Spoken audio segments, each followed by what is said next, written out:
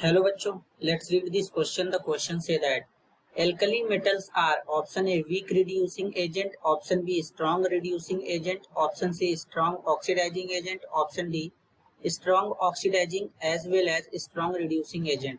तो सबसे पहले समझेंगे बच्चों की कॉन्सेप्ट. की कॉन्सेप्ट होगा बच्चों केमिकल प्रॉपर्टीज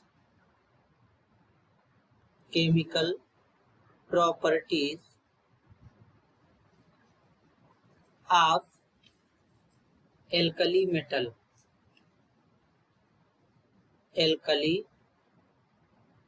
metals. अब बच्चों एल्कली मेटल्स के बारे में बात करेंगे. एल्कली मेटल जो होते हैं जैसे कि लिथियम होता है, सोडियम होता है, पोटेशियम होता है, रुबिडियम होता है बच्चों, सीजियम होता है, फ्रेंसियम होता है. फ्रेंसियम रेडियो एक्टिव एलिमेंट होता है. तो जब लिथियम से फ्रेंसियम की तरफ चलते हैं, सीजियम की तरफ, तो एटॉमिक साइज इंक्रीज करता है क्योंकि नंबर ऑफ सेल इंक्रीज करता है बच्चों. अब जो एल्कली मेटल होते हैं ये स्ट्रॉन्ग रिड्यूसिंग एजेंट होते हैं. The alkali metals are strong reducing agent.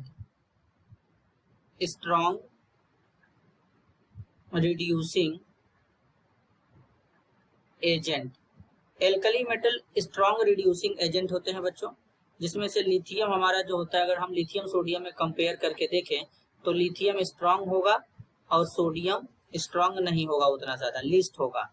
अब रीजन जरा समझते हैं. इसको डिसाइड करने का तरीका होता है बच्चों standard electrode potential. Standard electrode potential का वैल्यू जितना ज्यादा नेगेटिव होगा वो उतना ज्यादा रिड्यूसिंग एजेंट होगा. जैसे कि अब यहाँ पर बात करें इसको कैसे आइडेंटिफाई करते हैं. जैसे मान लेते हैं एल्कली मेटल हमारा सॉलिड में है. अब सॉलिड से इसको हम गैस में कन्वर्ट कर रहे हैं, तो गैस में कन्वर्ट करने का मतलब क्या है, सॉलिड से डायरेक्ट गैस में कन्वर्ट हो रहा है.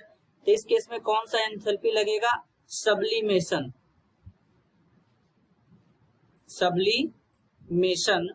एंथैल्पी.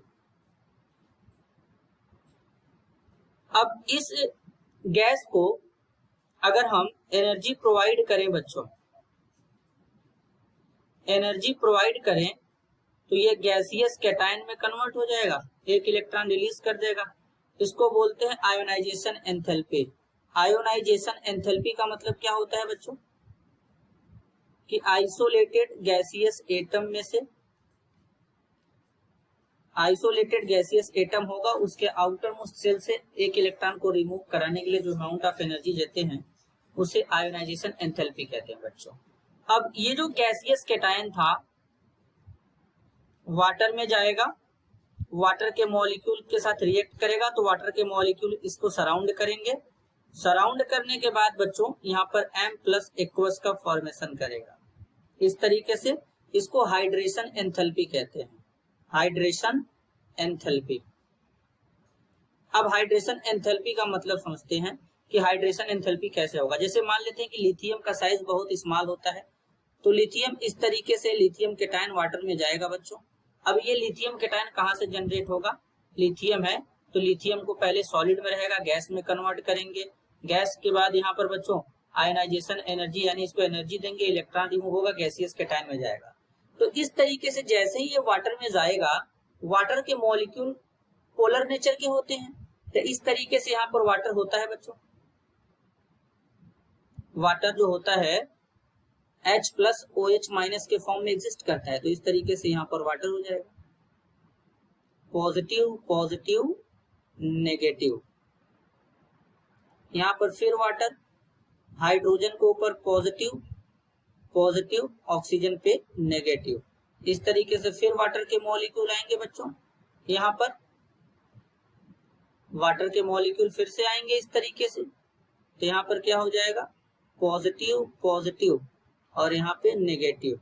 इस तरीके से ढेर सारे वाटर के मॉलिक्यूल सबसे पहले इसको सराउंड कर लेंगे, negative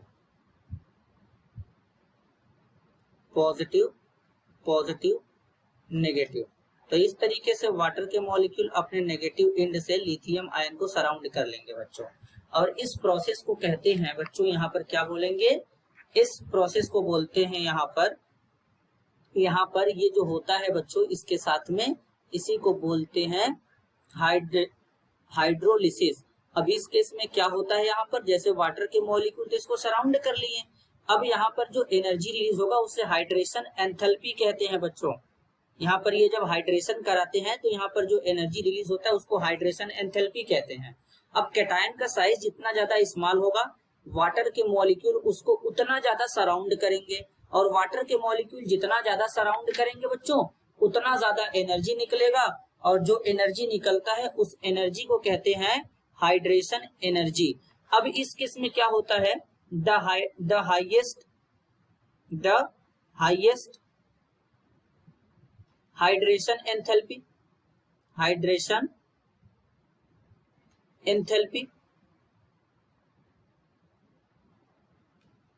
when account for its high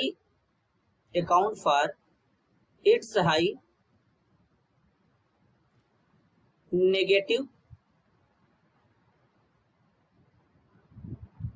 standard electrode potential का वैल्यू क्या हो जाएगा, नेगेटिव हो जाएगा, negative value, and it's high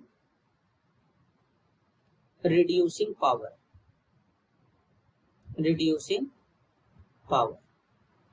तो कहने का मतलब बच्चों, कैटायन का साइज जितना ज्यादा स्मॉल होगा, वाटर के मॉलिक्यूल उतना ज्यादा सराउंड करेंगे, और वाटर के मॉलिक्यूल जितना ज्यादा सराउंड करेंगे उतना ज्यादा एनर्जी निकलेगा, जितना ज्यादा एनर्जी निकलेगा उसी को हाइड्रेशन एंथैल्पी बोलेंगे।